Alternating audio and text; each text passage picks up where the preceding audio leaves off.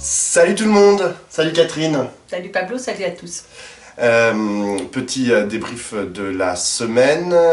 Cette semaine, vaillant, hein. On est très vaillant. Malgré le grand week-end, je ne sais pas si certains ont fait le pont, mais pas nous. Exactement. Alors, on va parler de trois petits sujets. Je vais commencer par celui qu'on abordera en dernier. On fera un point sur la question de l'homophobie. Il y a eu deux événements cette semaine qui étaient un peu concomitants. C'était le 17 mai, c'était à la fois l'anniversaire de la promulgation de la loi des 10 ans du mariage pour tous et toutes, et la journée mondiale de la lutte contre la transphobie et de l'homophobie. Et en parallèle, il y a eu aussi cette histoire avec les joueurs de foot qui ont refusé de participer à, cette journée. Justement, ils ont refusé de se mettre derrière une pancarte avec écrit « On lutte tous contre l'homophobie ». Et porter un maillot. Et on a eu une discussion assez intense toutes les deux. Exactement. Donc on s'est dit on va se la refaire. On va la recommencer.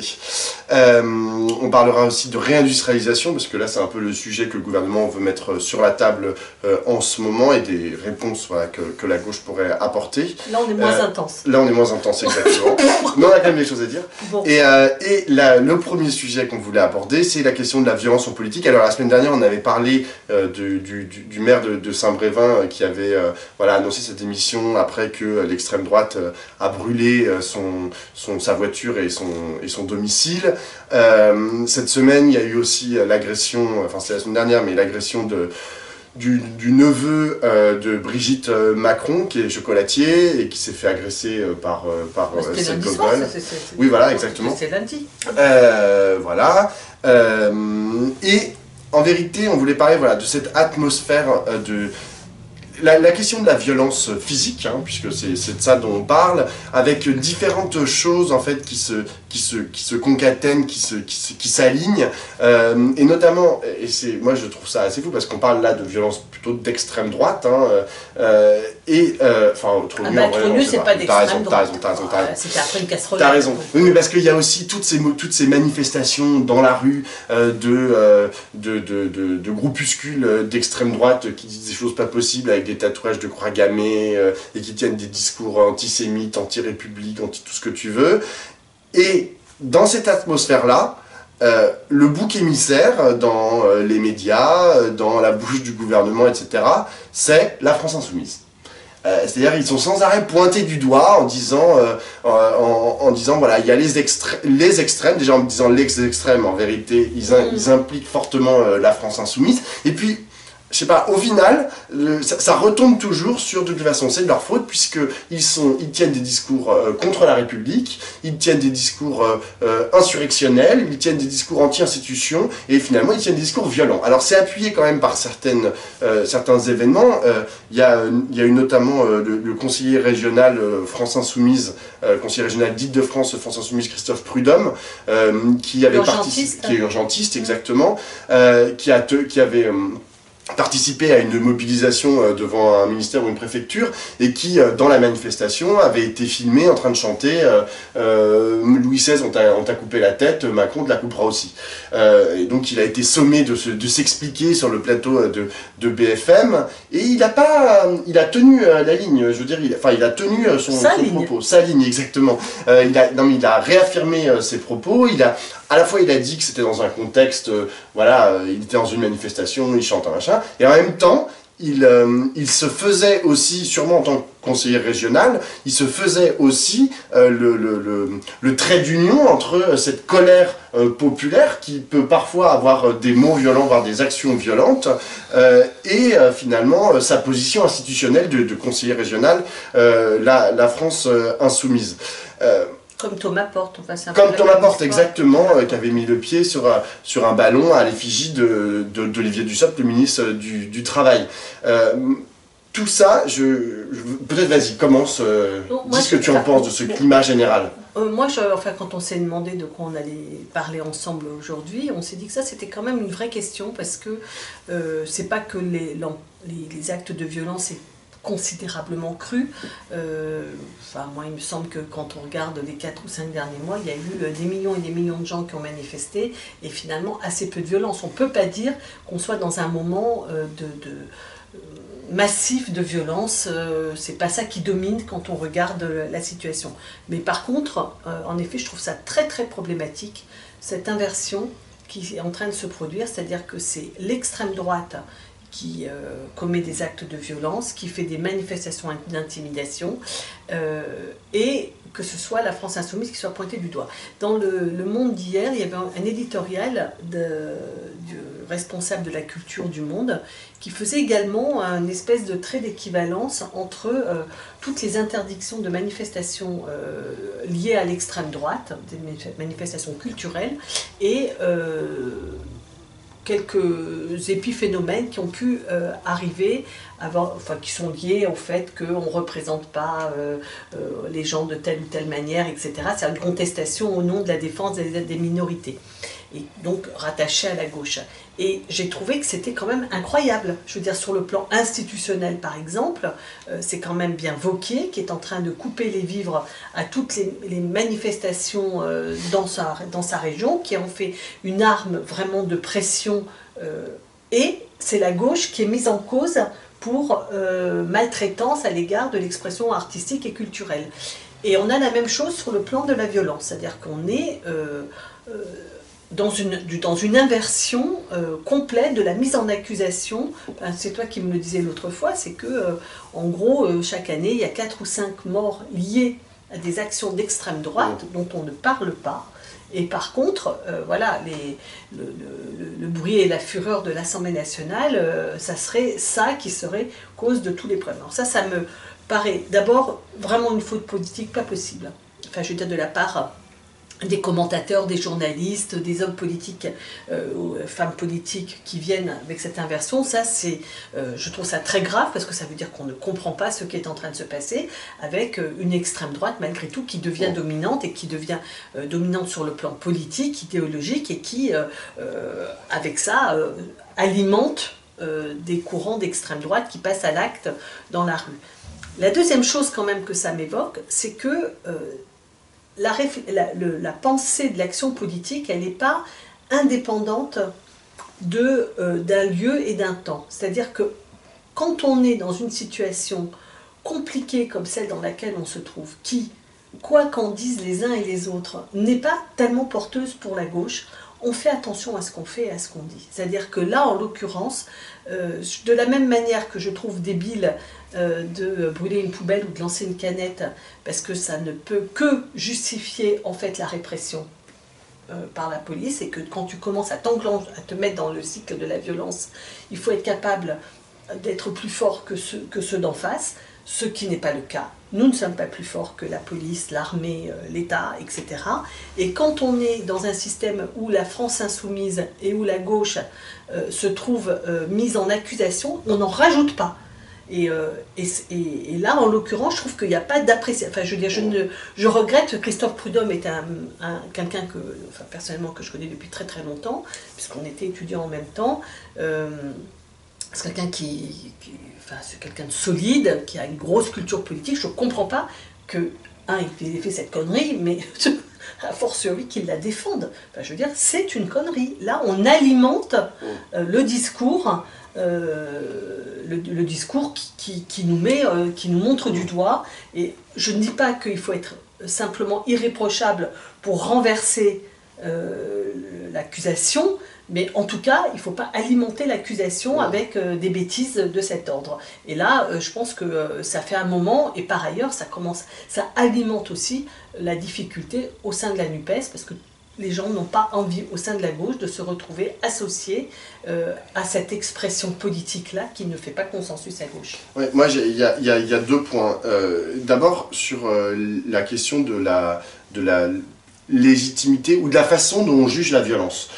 En fait, il y a un gros problème, c'est que aujourd'hui, notamment lorsqu'on regarde du côté des dominants, c'est-à-dire du pouvoir ou de certains éditorialistes, en fait, il y a une condamnation a priori de la violence, alors sauf celle de la police. Ça va, enfin, puisque c'est soi-disant la violence légitime, blablabla. Mais sinon, il y a une condamnation a priori de la violence. C'est-à-dire qu'en gros, on considère qu'il faut condamner de façon équivalente quelqu'un, je sais pas moi, qui gifle sa femme, ou qui gifle un homme parce qu'il est noir et parce qu'il est raciste, et quelqu'un qui gifle celui qui a dit quelque chose de raciste.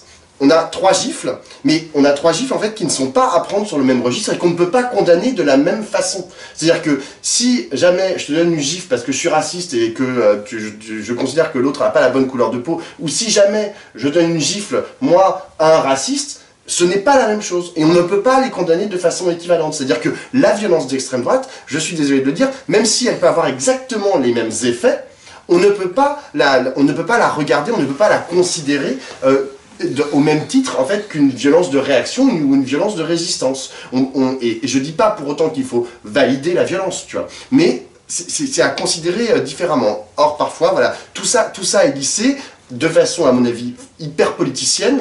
C'est tout ce discours aussi qui renvoie dos à dos les extrêmes. Oui, voilà, mais c'est complètement con. Quand on est de la France insoumise, on serait équivalent à l'extrême droite. Voilà. C'est ridicule, c'est ridicule. Enfin, c'est plus que ridicule. Et c'est problématique, exactement. C'est vraiment, oui. C'est très problématique et... un signe d'abandon intellectuel, politique, là. Exactement, exactement. Donc il faut faire très attention à ce discours-là. La violence, d'ailleurs, la justice, les juges, ne considèrent pas à égalité, en fait, une violence faite à une femme, ou une violence faite à un autre homme, ou une violence faite à un noir pour des raisons racistes. Je veux dire, tout ça est pris à des degrés très différents. Les raisons, en fait, pour lesquelles est exercée une violence, même si elle est la même finalement, voilà, c'est pas la même chose. Ça, c'était la première chose. Après, la deuxième chose, c'est... Tu parles voilà, de la France insoumise, de son rapport à voilà, des discours qui peuvent être considérés comme insurrectionnels. C'est d'ailleurs des mots que parfois certains députés, certains tenants de la France insoumise utilisent, hein, le mot insurrection. Antoine Léaumont, enfin ceux qui n'ont pas pris le temps de l'écouter, j'ai trouvé ça très intéressant, l'interview que tu as fait d'Antoine Léaumont. Je veux dire, il est, je pense, au point exact, pas de toute la France insoumise, parce que comme on a appris à apprendre que la France insoumise n'était pas si homogène que ça. Qu'il y avait des courants. Ça, je sais pas. En tout cas, pas licite.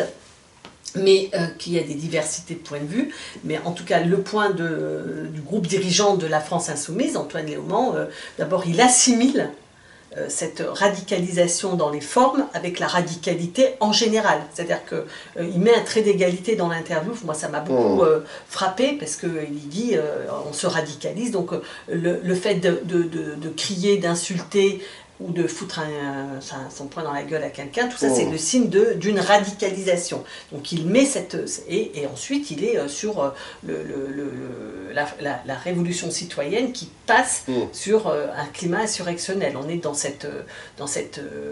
glissement dans le discours, en tout cas d'Antoine Léaumont dans la Midinale. Mais en vérité, je pense que la question la plus importante, c'est dans quelle mesure il faut considérer la position, tout à l'heure tu as dit les éditorialistes, le pouvoir, les députés de droite, etc. Dans quelle mesure tu dois les considérer comme pouvant porter une part de vérité. Et c'est central en vérité. Parce que si aujourd'hui je vois bien, voilà, chez certains insoumis, mais globalement chez certains militants ou sympathisants de gauche, la volonté de croire que en fait tout ce qui sort de la bouche de un type sur BFM ou un député LREM, c'est nécessairement faux. Et donc on ne doit pas, en tant que militant de gauche, considérer, c'est-à-dire qu'ils nous attaquent en disant vous êtes violent, mais ça ne devrait avoir aucune incidence en fait sur la façon dont nous comportons, ce que nous disons, etc. Toi tu dis un peu l'inverse, tu dis en gros, s'ils nous disent qu'on est violent, on doit quand même prendre en considération et ajuster, exactement. Bah, mais ça c'est une position qui n'est pas celle de beaucoup de gens qui disent, de toute façon, tout ça c'est faux, et en même temps c'est vrai que c'est faux, tu vois. Oui mais c'est comme si, je vais prendre... Si c'était complètement faux, non mais ce que je veux dire, un discours qui n'a aucun rapport avec la réalité, ça ne prend pas. Mais si ça existe, par exemple, ça s'appelle le racisme, le discours raciste ou antisémite, il n'a aucun fondement. Pas scientifique, mais il a au moins un fondement historique.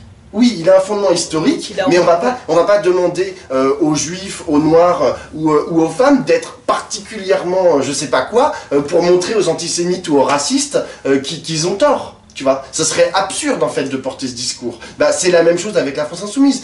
Le procès qu'il aurait fait, le procès d'intention en violence qu'il aurait fait, est absurde. Et donc nécessairement, est-ce qu'ils doivent y répondre en disant, bah regardez, on est plus propre que propre. En fait, c'est insupportable en fait comme injonction à être plus propre que propre. Mais c'est pas plus propre que propre. C'est qu'ils ont théorisé qu'ils étaient là pour représenter la colère, la violence et le caractère insupportable de la situation, notamment avec cette panne démocratique, et qui va s'aggraver apparemment, puisque le 8 juin, je ne pense pas qu'il y aura de vote sur la réforme des retraites.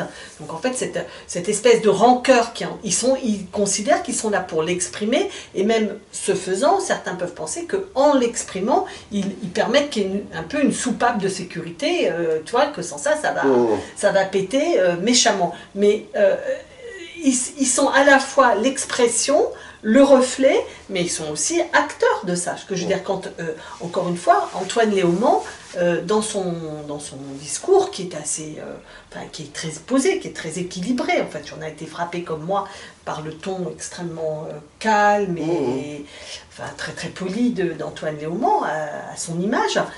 Je veux dire, néanmoins, oui, mais jamais il ne fait, et d'ailleurs jamais personne à la France Insoumise ils utilisent le mot radicalité, très souvent, et d'ailleurs c'est un mot, par exemple François Ruffin, dans un texte sur son blog, avait dit, moi je prends un peu de distance avec ce mot de radicalité, il faut se calmer quoi. Mais radicalité n'est pas égale à violence, et colère n'est pas forcément non plus égale à violence. On peut être en colère, on peut être radical, et on peut ne pas être violent. Eh ben, je suis totalement d'accord avec toi, mais tu écouteras la midinale de Léaumont, il fait un trait d'égalité. Dans le discours, il met un trait d'égalité en disant toute cette colère, toute cette radicalité, toute cette violence, toute cette radicalité que je vois s'exprimer partout. C'est-à-dire que lui, justement, il n'est pas dans la radicalité au sens, par exemple, Clémentine Autain très souvent emploie ce terme et elle redit toujours être radical, c'est aller à la racine. Donc, bon, définition que je partage totalement et qui donc de ce point de vue est un objectif et n'est pas une attitude. En fait, je pense que c'est ça un peu la différence. L'objectif c'est d'être radical. L'objectif c'est pas d'avoir l'air radical. Ça suffit pas d'avoir l'air, suffit pas de crier pour être radical. Ce qu'il faut c'est avoir un discours, une analyse et des propositions qui vont taper juste au fond, quoi. Et on terminera là-dessus. Moi je trouve que de toute façon tout ça part d'une... Enfin, la question principale qu'il faut se poser, c'est en fait, qu'est-ce que c'est que la société française aujourd'hui? Et on en parlait il y a plusieurs mois, avec notamment cette phrase de François Ruffin qui disait moi j'ai l'impression, c'était avant la mobilisation contre la réforme des retraites, il disait j'ai l'impression que la France est un pays froid. Aujourd'hui, la société est froide, la société n'est pas prête à une insurrection armée ou à une insurrection tout court, etc.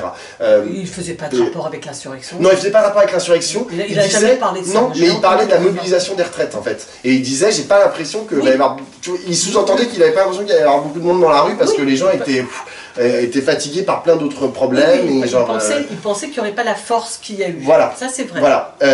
Mais ce que je veux dire, c'est qu'aujourd'hui, j'ai l'impression que du côté de la France Insoumise, en tout cas, mais pas uniquement, hein, chez certains militants sympathisants de gauche, il y a une lecture de la société qui serait la suivante: la société est en colère, la société est violente, il faut qu'on canalise en gros cette violence, même pas forcément de façon institutionnelle, etc., mais juste peut-être qu'on y participe, en fait, qu'on participe de ce mouvement violent. Moi, je n'ai pas l'impression, mais en fait, c'est des impressions, enfin, je veux dire, c'est un ressenti sur la base de ce que je lis dans les médias, notamment dans les journaux, dans les analyses sociologiques, dans tous les essais là qu'on reçoit, etc.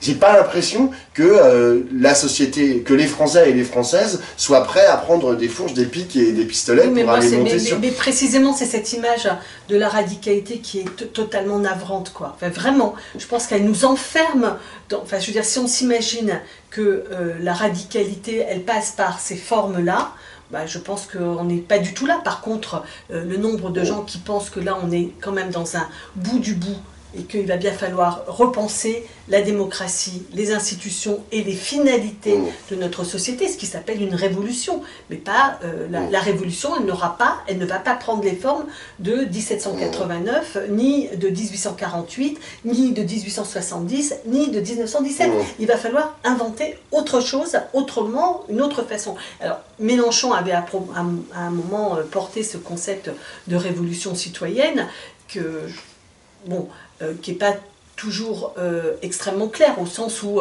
ce qu'il voulait dire, c'est qu'à la fois il fallait être révolutionnaire, mais qu'il fallait embarquer la majorité du peuple. Cette proposition est une proposition que la gauche, et la gauche la plus radicale, la plus révolutionnaire, la plus gauche de gauche, etc., on peut dire qu'elle nous est commune depuis belle lurette, quoi. Au moins les années 70, on va dire.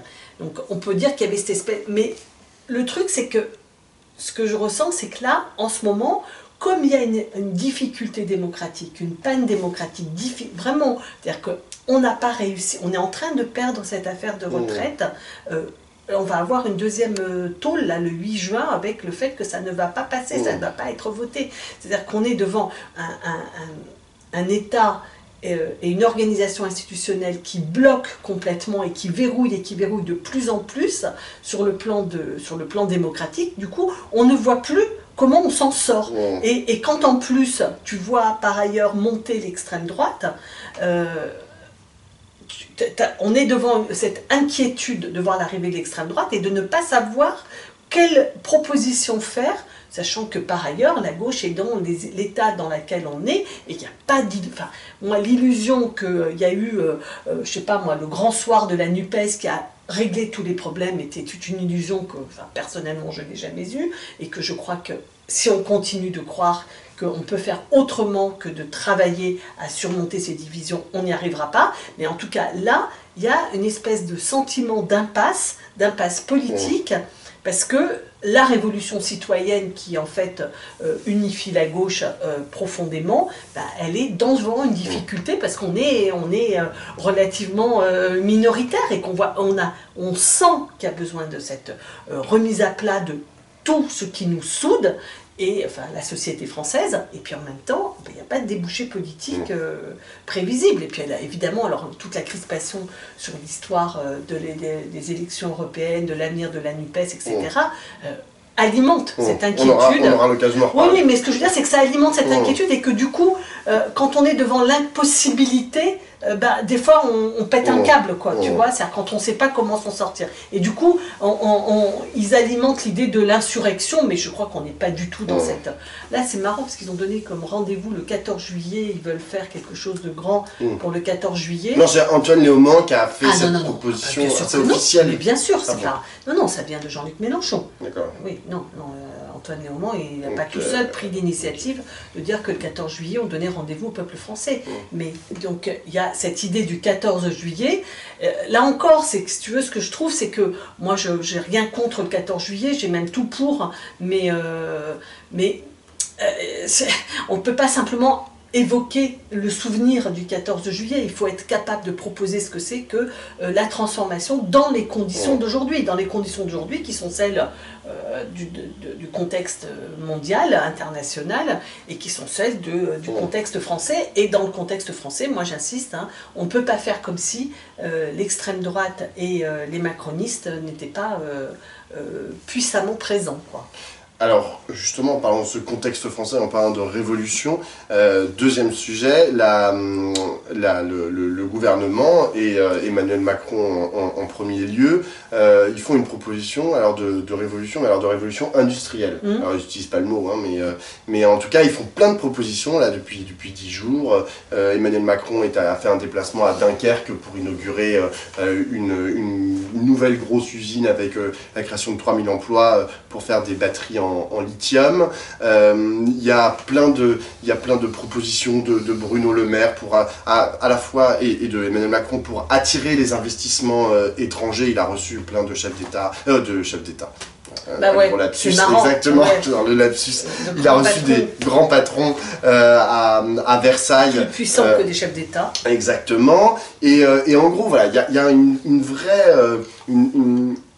une vraie mise en exergue, en gros, de tout ce qu'ils font en matière industrielle, de dire, voilà, ça fait 20 ans, 30 ans, 40 ans que la France se désindustrialise petit à petit. Maintenant, on va changer le braquet de bord, on va changer de bord. Et d'ailleurs, c'est ce qu'ils avancent. Ils disent, voilà, depuis 2017, on a tant d'emplois industriels en plus, on a un peu inversé la tendance. Alors, c'est discuté, hein, et c'est discutable d'ailleurs, notamment parce qu'il y a beaucoup de projets en France, c'est-à-dire en nombre de projets, on est pas mal, notamment au niveau européen, dans les investissements étrangers notamment, sauf que c'est des petits projets, alors que les Allemands c'est plutôt des gros projets, c'est-à-dire que nous en gros la moyenne c'est, quand il y a un projet en France c'est 33 emplois industriels créés, quand il y en a un en Allemagne c'est 58. Donc c'est presque le double d'emplois industriels, donc en fait au final, bon, mais de toute façon,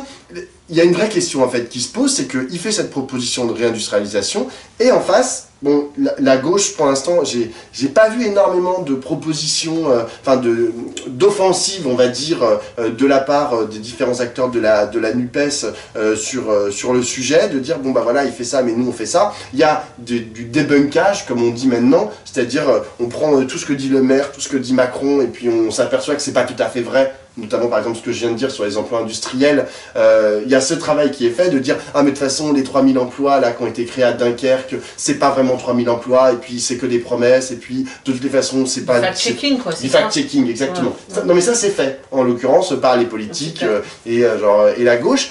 Le projet alternatif, je le vois pas trop, c'est-à-dire que j'entends que la question de l'industrie, de relocaliser nos industries qui se sont délocalisées ces dernières années est un projet, un impératif pour différentes raisons, notamment des raisons écologiques, c'est-à-dire qu'on ne peut pas se permettre d'aller produire à l'autre bout du monde ce qui pourrait être produit ou ce qui devrait être produit tout près, puisque les coûts de transport sont importants en matière écologique, mais se pose toujours la question du dumping fiscal, de qu'est-ce que c'est qu'un emploi industriel, est-ce que la France est prête en gros à avoir à nouveau 10%, 20%, je sais pas, un tiers de sa population active qui travaille dans les industries, avec tout ce que ça veut dire derrière, hein, parce que je rappelle en fait un truc qui est important, c'est qu'aujourd'hui, pour faire tourner une usine, l'usine elle tourne souvent 24 heures sur 24. C'est-à-dire que arrêter en gros une chaîne de production, c'est très compliqué et c'est très compliqué à relancer. Donc qui dit 24 heures sur 24 dit des gens qui travaillent aussi de nuit, qui travaillent au 3-8, etc. Est-ce qu'aujourd'hui, on a un nombre suffisant de Français et de Françaises qui sont susceptibles d'aller vers ce type d'emploi?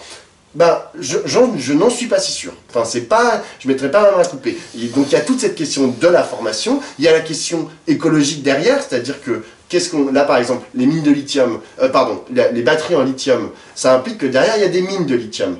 Est-ce que aujourd'hui, on va aller chercher plutôt en Chine, puisque c'est un partenariat chinois, cette usine à Dunkerque. Est-ce qu'on accepte que il y ait des mines dégueulasses en lithium qui ouvrent en Chine? Pourquoi est-ce qu'on n'en ouvrirait pas sur le sol français? Il y a eu des tentatives qui ont été faites dans le centre de la France d'ouvrir des mines de lithium. Évidemment, tous les gens qui sont autour disent non, on ne veut pas avoir un trou béant dégueulasse au milieu devant chez nous, quoi. Ce qui pose des questions environnementales, locales, ça pose des questions...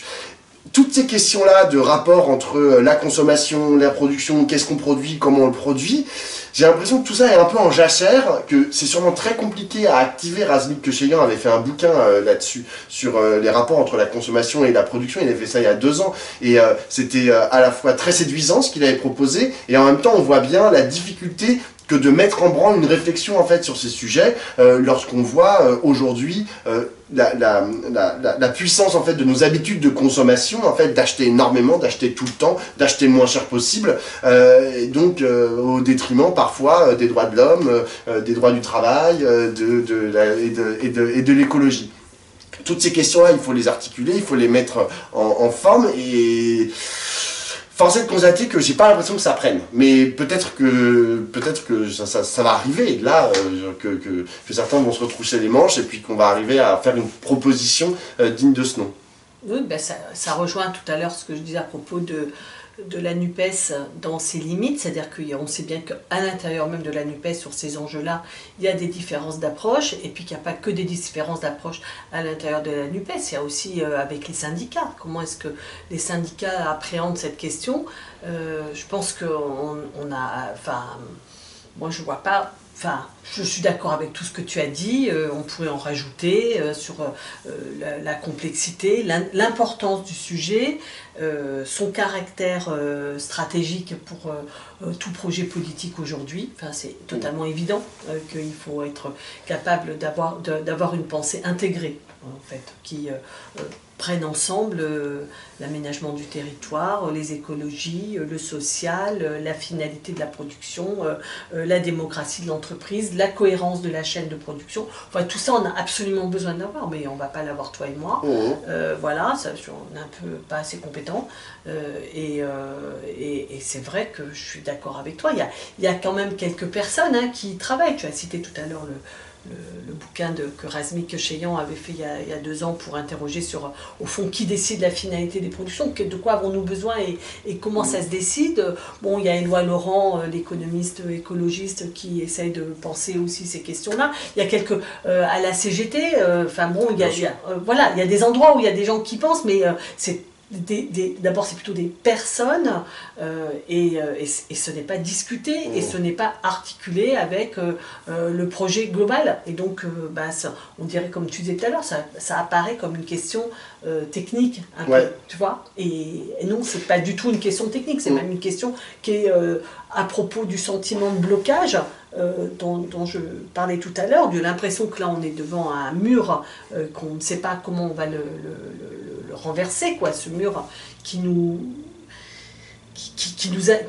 est lié au système de production, au système d'organisation politique, etc. Comment on fait pour le dépasser? Cette question-là, elle est un des leviers et un des pierres angulaires du truc. Quoi. 2 petites choses. Il y a quand même une chose qui est importante, c'est que dans les projets, notamment quand on écoute le Parti Socialiste et la France Insoumise sur ce sujet-là, eux ils disent on va relancer l'industrie, notamment par la commande publique. Et ça, c'est quand même, je voulais juste le noter parce que c'est vrai que ça, c'est une proposition qui est complètement différente de celle du gouvernement, qui, j'en entends pas changer toutes les canalisations. C'était vraiment, c'était le projet de Jean-Luc Mélenchon. Il avait dit on va changer toutes les canalisations en France, et comme ça va structurer. Non mais parce que c'est la relance par les grands travaux. C'est ce que fait Joe Biden aussi aux États-Unis. Aux États-Unis, il fait une relance par les grands travaux. Il relance la machine industrielle aussi par les grands travaux. Oui, par l'écologie en fait, d'une façon générale. Et par l'écologie, exactement. C'est les canalisations, c'est l'isolation des façades, c'est le fret, etc. Enfin bon, il y a à faire sur exactement. le sujet, c'est il y a une deuxième question, parce que moi, que je trouve très importante, c'est que lorsqu'on réfléchit, lorsque je vois les différentes productions sur ces questions industrielles, c'est souvent des réflexions qui se font à l'échelle nationale. C'est-à-dire, on relocalise, mais on relocalise en France. On se souvient de ce qu'avait fait quand Arnaud Montebourg était ministre de la réindustrialisation, je sais pas quoi, du redressement productif, pardon, du redressement productif. Son grand truc, c'était le Made in France. Et encore aujourd'hui, quand on écoute Bruno Le Maire, quand on écoute Emmanuel Macron, c'est Choose France, c'est Made in France, tu vois. C'est-à-dire qu'il n'y a plus du tout de réflexion intégrée dans le monde, c'est-à-dire c'est le contraire. Et l'Europe. Et l'Europe, exactement. Et c'est-à-dire à chaque fois oulala, c'est catastrophique puisque nos machines à laver, nos voitures, je sais pas quoi, nos t-shirts ne sont pas faits en France. Donc on va les faire revenir en France, tu vois. Et t'es là, genre, en quoi les interdépendances économiques et industrielles au niveau mondial sont un problème en soi. Et là, se pose la question, et en vérité, lorsque j'écoute Emmanuel Macron ou Bruno Le Maire en parler, eux, ils ne voient ça, c'est de la compétition nationale. C'est-à-dire, comment est-ce qu'on va faire pour que nous, France, on soit meilleurs que les Allemands. On attire plus que les Allemands, tu vois. Mais qu'est-ce que j'en ai à foutre? Enfin, genre, moi, ça ne m'intéresse pas, en fait, d'être meilleur que l'Allemagne, ou d'être meilleur que l'Italie, que l'Espagne, ou même que la Chine. Ça ne m'intéresse pas. La question, c'est, et qu'est-ce que veut dire la souveraineté, en fait, à ce niveau-là? Moi, j'aime bien la souveraineté populaire, super. La souveraineté de la nation française en matière de machines-outils. Alors, justement, ça à voir, ça s'articule, mais ça se réfléchit. C'est pas juste, bon bah c'est bon, on a ramené les machines à laver, on les fait en France. Je vois pas en quoi, si tu me dis, on fait moins de trajets, non, machin, ça je suis d'accord. C'est pas la seule raison. Vas-y.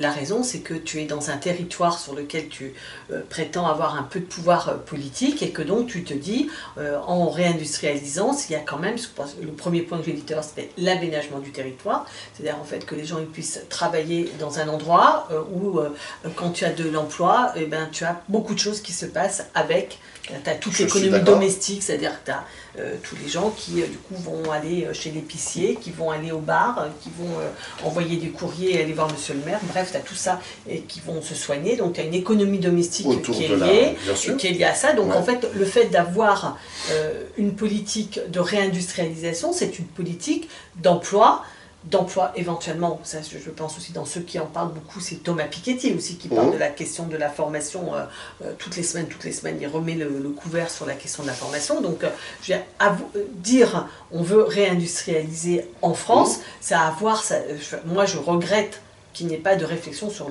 l'échelon européen et surtout après le délire qu'on vient de vivre sur la question énergétique. Pour moi, ça ne s'oppose pas. Mais je trouve légitime, légitime de poser la question de réindustrialiser les bassins qui ont été désindustrialisés, de se battre pour retrouver de l'emploi industriel parce que ça correspond à des métiers, à de la création de richesses dans des territoires. Je suis complètement d'accord. Donc c'est pas, j'en ai pas rien à foutre moi en fait. Alors, mais moi, la machine à laver soit produite là ou là. Eh bien, je suis complètement d'accord avec toi. Moi, je pense que ça s'articule intelligemment. Et ce qui est intéressant avec les machines à laver, c'est qu'il ne faut pas croire que, par exemple, les machines à laver qui sont faites en Allemagne, puisque eux, ils font beaucoup ce genre de choses, de machines-outils, etc. La machine à laver qui est en Allemagne, elle n'est pas destinée uniquement aux Allemands et aux Allemandes. Elle est destinée à l'Europe entière, voire au monde entier. C'est-à-dire que, en gros, on ne résout pas la question écologique juste en disant on va construire chez nous, puisque après on construit chez nous, c'est pour mieux arroser le monde entier. Donc, je veux dire, moi je veux bien dans ces cas-là qu'on dise on construit des machines à laver chez nous ou les voitures chez nous, et puis c'est juste pour les Français. Mais c'est pas ça qu'ils ont dans la tête des industriels. Hein. Lorsque les batteries en lithium à Dunkerque, là, elles vont pas être destinées juste aux voitures françaises, elles vont être destinées aux voitures du monde entier. Peut-être aux voitures chinoises, peut-être aux voitures australiennes, peut-être aux voitures sud-africaines. Et donc, excuse-moi, mais tu vois, tu résous pas tout en disant on va internaliser, on va renationaliser, enfin, oui, bien sûr. Remettre sur le territoire national. Bien sûr, mais il y a cette espèce de rêve qui n'est pas faux, mais qui est nécessaire en tout cas, qui est que sur le territoire français, on peut avoir des prises sur le fait qu'on va produire des choses de façon plus écologique, plus respectueuse des droits syndicaux, que les machines à laver elles seront réparables, etc., etc. Donc il y a l'idée qu'on peut aussi non seulement retrouver de l'emploi... De la puissance.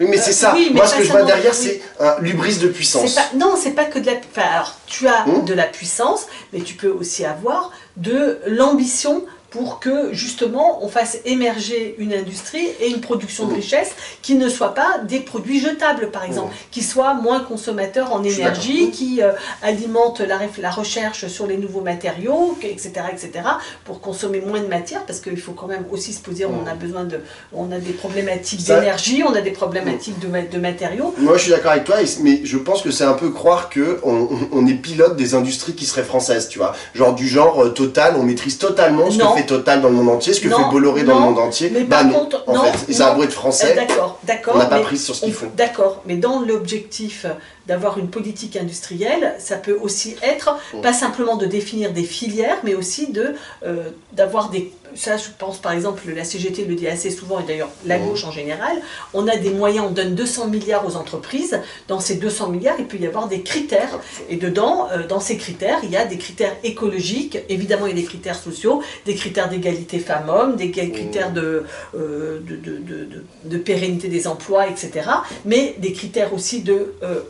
finalité de la production et de comment c'est conçu, etc., je pense que ça peut en faire partie. C'est-à-dire que tu as des leviers. Quand tu es sur ton territoire, tu as des... je ne dis pas que tu peux tout, mais contrairement à Jospin, je ne crois pas qu'on puisse considérer que l'État est en dehors de ces enjeux de définition, pas simplement des grandes stratégies, mais à l'intérieur même, puisque en fait les entreprises bénéficient de l'appui de l'État.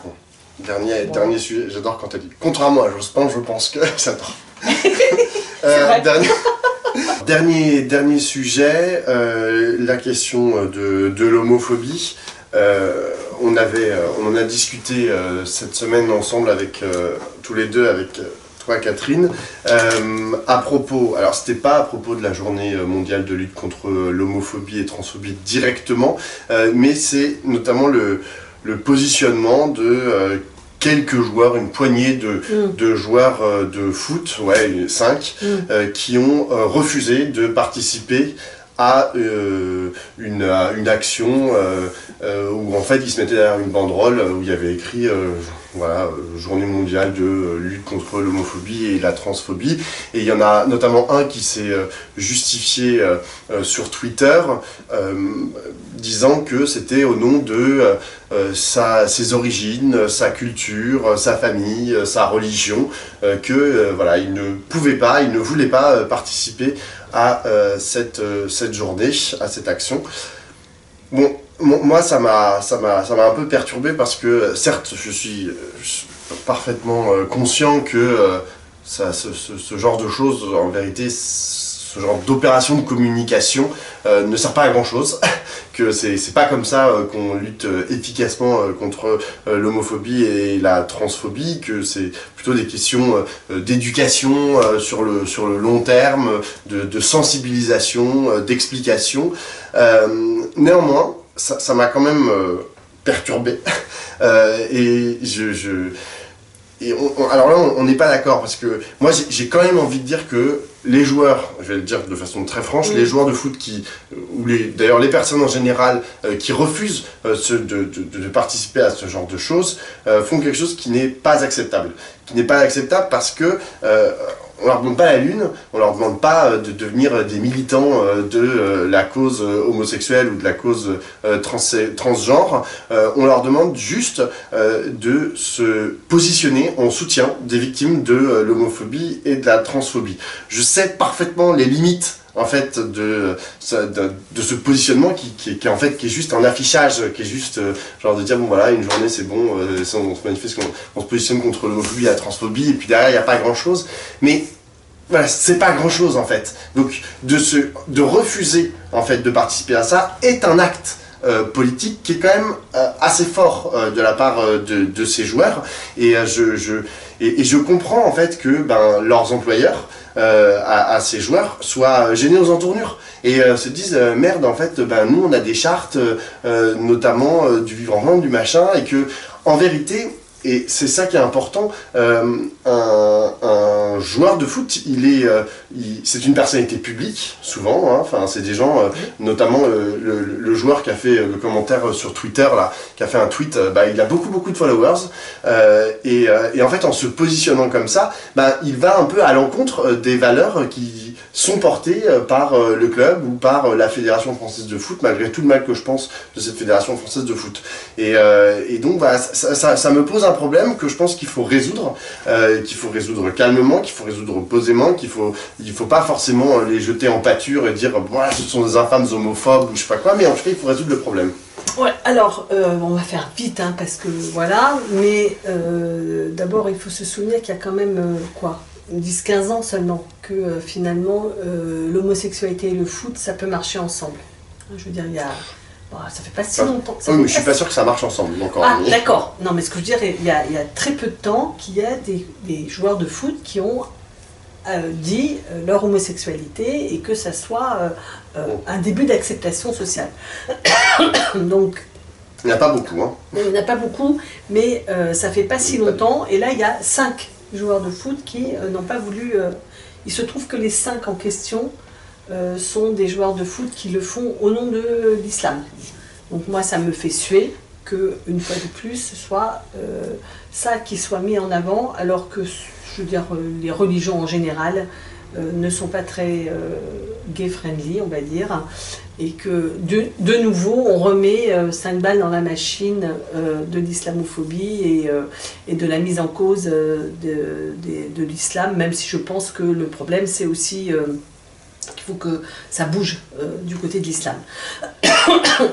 la deuxième chose, c'est que c'est quand même une initiative qui est prise par la Fédération française de foot au moment où elle est montrée du doigt pour précisément la maltraitance qu'elle inflige en particulier aux femmes qui travaillent au siège de la fédération et qu'on ne peut pas dire qu'elles se soient tellement mobilisées. Voilà. Donc c'est quand même, pour moi j'appelle ça vraiment une opération marketing à 2 balles. Troisièmement, il est interdit d'avoir des propos racistes, des propos sexistes, des propos homophobes.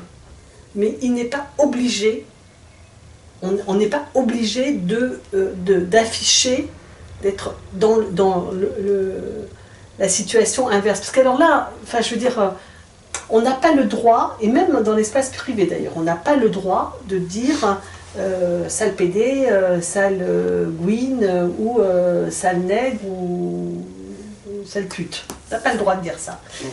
Mais on n'a pas à exiger de toi. Là, moi, je trouve que c'est un rapport à la société. C'est-à-dire que si tout le monde est obligé de devenir, d'afficher des options, là, ça me paraît pas possible. Quoi. Si tu veux, là, on passe de l'autre côté.